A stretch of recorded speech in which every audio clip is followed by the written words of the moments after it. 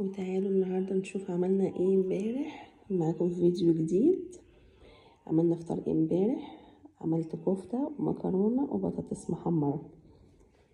انا هنا معايا 3 بصلات هفرمهم لوحديهم الاول عشان هاخد منهم حبة عشان هعمل بيهم المكرونة.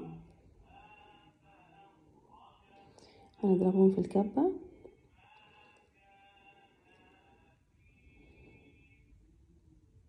نضربهم كويس كده. ضربناهم خلاص. هناخد منهم حبة وهحط مع البصل هحط معايا ناخد الاول حبة منهم عشان هعمل بيهم مكرونة. انا هحط مع البصل عيش. عندي عيش بايت تمام. انت ممكن تحطي بقسماط. طبعا الحاجات دي هنحطها في الكفتة علشان تمسك الكفتة وما تنزلش كتير مية. انتوا عارفين اللحمة المفرومة تملي لما بنعملها كفتة بتكش وبتنزل مية كتير جدا في الفرن. فانا هحط معاهم العيش ده وهفرمه. كانت طعمها حلو قوي الكفتة النهارده امبارح يا ربي. الفطار ده كان فطار امبارح بقولك النهارده امبارح. بس نضرب العيش طبعا هو عشان ناشف. انا بصراحه قلت استخدمه بدل ما ارميه حرام. انت لو ما عندكيش العيش دوت تقدري تستخدمي بقسماط. لو ما عندكيش بقسماط تقدري تستخدمي عيش وتبليه في لبن او في ميه وتحطيه. انا هنا كنت خلاص ضربت العيش مع البصل وهضرب جزرتين صغيرين وطماطمايه. انت ممكن تستبدلي العيش اللي انا عملته دوت ببقسماط. لو ما عندكيش بقسماط ممكن نص رغيف وتبليه في لبن او في ميه وتعصريه جامد وتحطيه على اللحمه. انا اللحمه بتاعتي ما كانش فيها دهن كتير.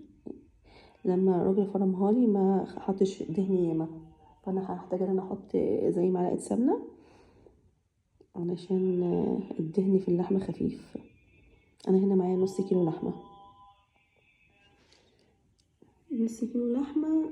عملت معاهم انا فرمت 3 بصلات بس خدت منهم يعني ممكن تكون بصلايه والبصل ما كانش كبير كان صغير تمام كده. بس فرمنا البصل ومعاه عيش ناشف وحطينا جزر وطماطمايه. بس هنحط دلوقتي كل اللي احنا عملناه دوت على اللحمه. ننزله على اللحمه.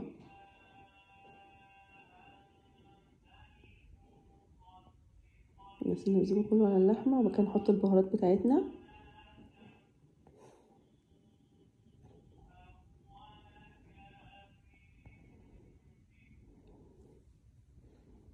مين زي بعد الفطار بيتنح كده مبيبقاش قادر يقوم من مكانه وبيخلصش المطبخ بسرعة والموضوع بيبقى تقيل جدا بعد الفطار بجد. يعني الله يعيننا فعلا. بيكتب لنا كل اللي بنعمله في ميزان حسناتنا ان بعد الفطار الواحد فعلا بيتنح. بس انا هحط هنا معلقة سمنة زي ما قلت لكم علشان الايدين بتاع اللحمة بسيط. نحط معلقة واحدة.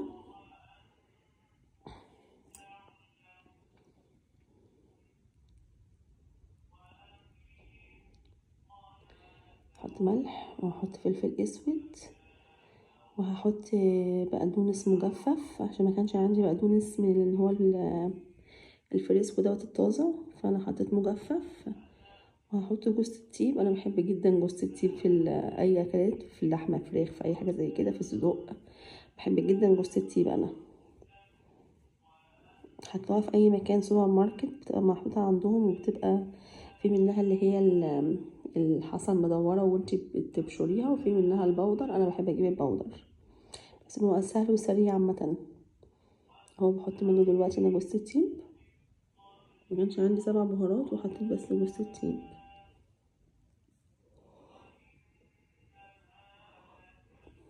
بس هنا هبدأ اجيب البقدونس ده كان اخر حبة في العلبة.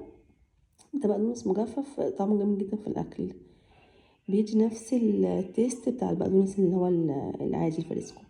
بس هنا لازم استخدم ايديا وهدعكهم مع بعض كويس. طبعا الست المصرية الأصيلة ايديها دايبة تحت المية فاحنا ايدينا طبعا 24 ساعة تحت المية. بس فانا هضرب كويس جدا المكونات مع بعضها.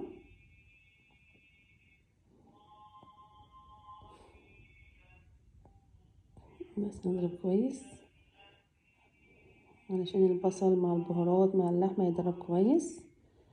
وانا هنا محضرة صينية وحاطة فيها ورق فويل بالظهر مش بالوش، علشان الصواني دي بتاعت البيتزا، وانا بصراحة خايفة ان هي ممكن تسرب المية اللي تنزل من الكفتة، تسرب من الصينية من الخرام ولا حاجة. مش عارفة صواني البيتزا تملي بتبقى مش مقفولة كويس، بحس ان هي بتنزل ايدام. بس هبدأ نصبع اللحمة. طبعا لو اللي عندك وقت ممكن تحطيها في التلاجة ترتاح نص ساعة. انا الصراحة مكانش عندي وقت، اصلا الاكل عاملاه الساعة 5، امبارح كنت عاملاه الساعة 5، فما كانش فيه وقت خالص اصلا. فانا هنا هصبع الكفتة. انا هنا معايا سيخ بعمل بيه، انت لو عندك اي حاجة رفيعة تقدري تعملي بيها. الحركة دي بتدي هوا للكفتة، ما بتطلعش مكتومة. يعني الحركة اللي احنا بنعملها ديت بتخلي الكفتة من النص مهوية وما بتطلعش مقفولة. بس كده.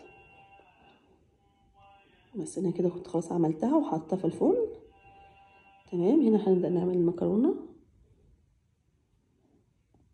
نعمل صلصة المكرونة. هنحط معلقة سمنة. اول البصل، دي البصلة اللي انا خدتها من الكبة بعد ما فرمتها، واحط معاها معلقة سمنة.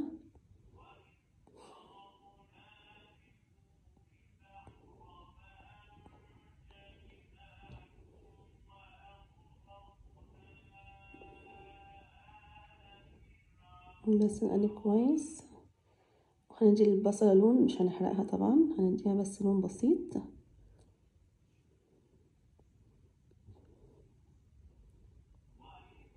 بحط معاها توم باودر.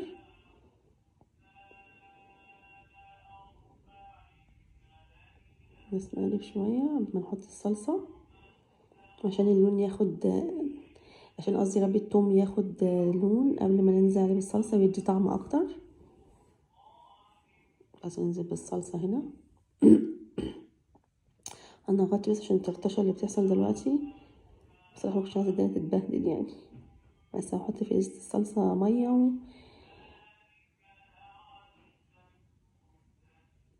الحته دي جرت مني، كنت انا حطيت الصلصه ميه وخلاص كنت عملتها، جرت في الكاميرا متصورتش. عامه الصلصه انتوا بتعرفوا تعملوها.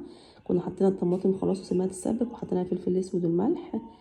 هنا كانت الكفته خلاص طلعت من الفرن، وكنت انا هنا حاطه فحم على البوتاجاز، بولع فحمه علشان نعمل كفته بالفحم. نحط الفحم في ورق الالومنيوم، في الورق اللي هو الالومنيوم. ايوه تمام. الحته بتاعت الصلصه جرت في التصوير ما اتصورتش، فانا فكرتها متصوره، فيلا مش مشكله. كده كده كلنا بنعرف نعمل صلصه المكرونه. بس بعد ما حطينا الفحم هنا بقى ننزل عليها بحته سمنه، ونغطي بورق ورق الالومنيوم الفويل ده، نقفلها كويس عشان الفحم يدي طعم الكفته. طبعا الطريقه دي تحفه جدا. الاسكندرانيه هما اللي بيعملوها، معرفش انتوا بتعملوها زينا ولا لا، بس احنا تملي بنعمل الحركه ديت عشان خاطر كأنك شاوية الكفتة على الفحم. هنا كنت بحمر بطاطس، ودي الصلصة بقى بعد ما خلصت سلقنا المكرونة. ودي الصلصة، محبش اطول عليكم الفيديو ده.